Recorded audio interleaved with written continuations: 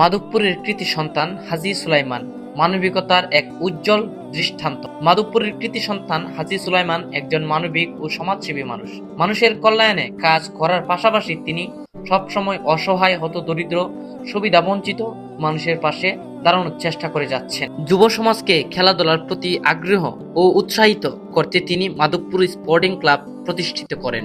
এই ক্লাবের মাধ্যমে এলাকার অনেক তরুণ খেলোয়াড় কিংবা অনুপ্রাণিত হচ্ছে এবং মাদক বিভিন্ন অনৈতিক কর্মকাণ্ড থেকে দূর থেকে সুন্দর ও সুস্থ পরিবেশ বেড়ে ওঠার সুযোগ পাচ্ছে। শুধু খেলাধুলায় নয়, সামাজিক মানবিক কর্মকাণ্ডে হাজী সুলাইমানের ভূমিকা অত্যন্ত প্রশংসনীয়।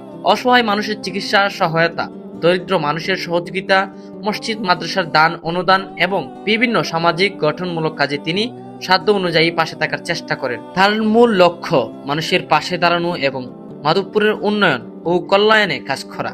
একজন জনপ্রতিনিধি দায়িত্ব শুধু পদ থাকা নয়, বরং মানুষের সুখে দুঃখে পাশে দাঁড়ানো।